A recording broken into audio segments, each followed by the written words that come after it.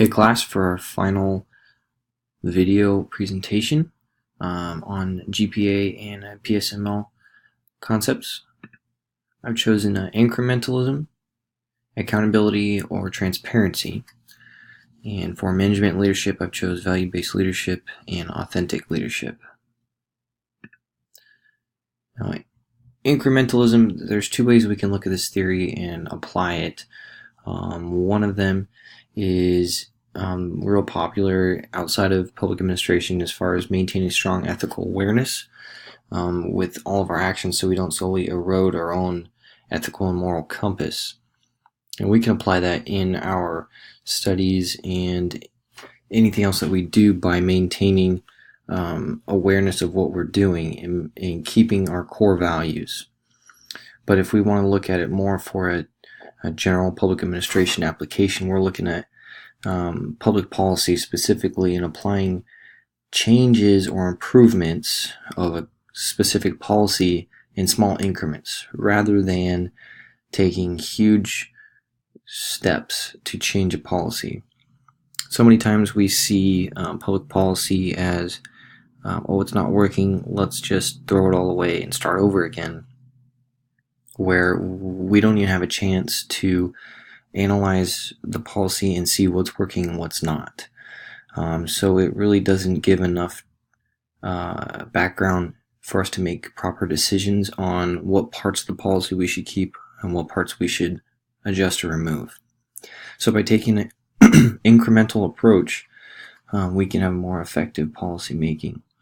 Well, a good example would be California's labor relation laws and how it started off with one real broad topic, and as we learned in our courses, it slowly was chipped away at through different amendments of the California Constitution for each labor group until finally the entire act was nullified, and each group has its own incremental difference and change within the California Constitution. That would be a successful implementation of incrementalism, and we can use that in our GPA answers, possibly throughout this testing process.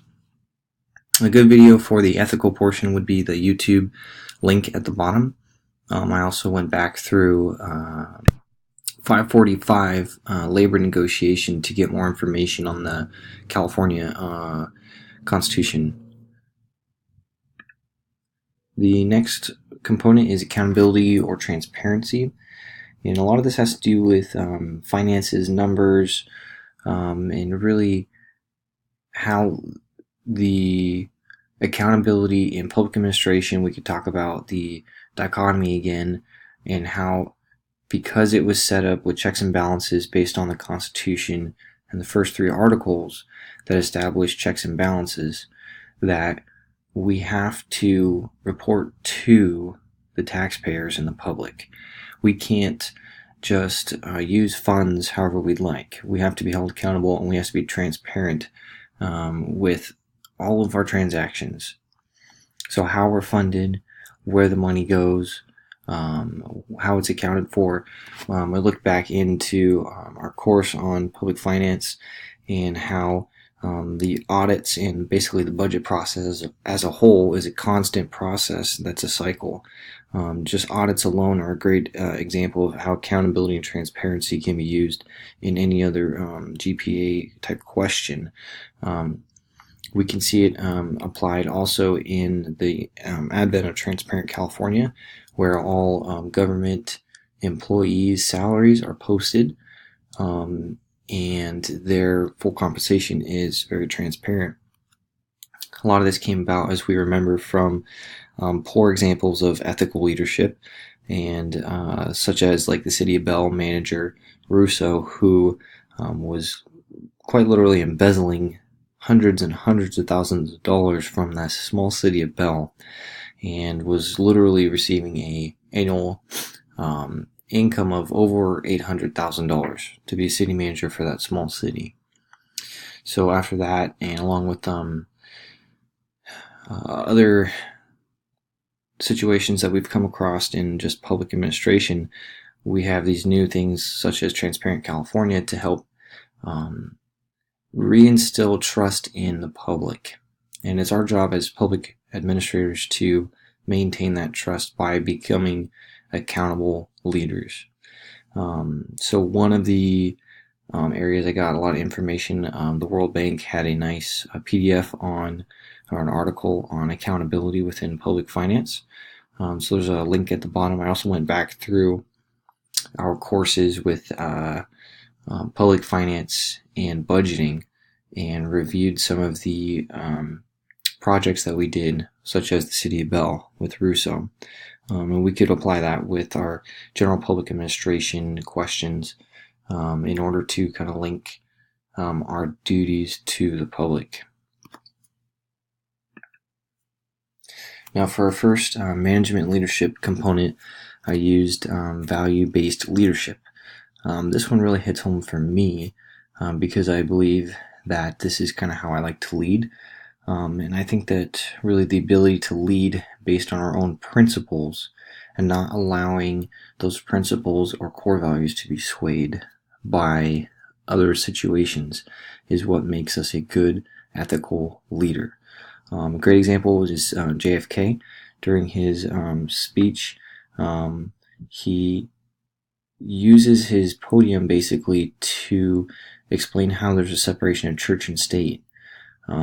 He literally says where no Catholic prelate would tell the president should be Catholic how to act, and no Protestant minister would tell his parishioners for whom to vote, because he was being attacked because of his religious beliefs and whether or not that was going to compromise his transparency and his ability to be unbiased in decision making. And he really does a great job in that speech of identifying all of those components and using the Constitution to defend his stance, his point of view, and really referring to the separation of church and state, which is a foundational part of our Constitution as well. So I have a link at the bottom of that speech from JFK. We use that in 520.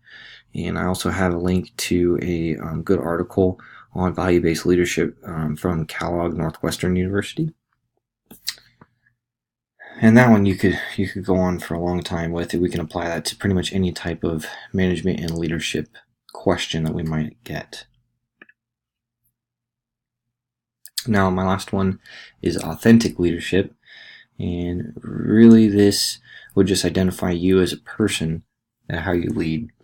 So leading authentically is to lead with integrity. And as public administrators and leaders, integrity is like number one in the job description, as we talk about.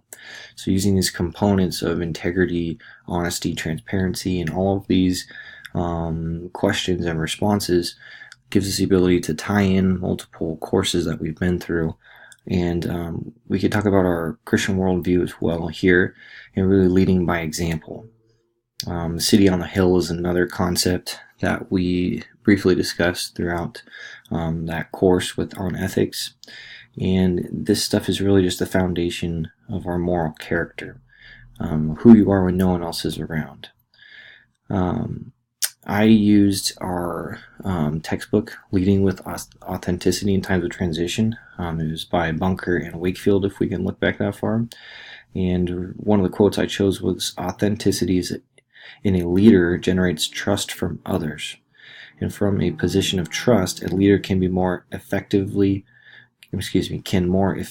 guide others through change and transition."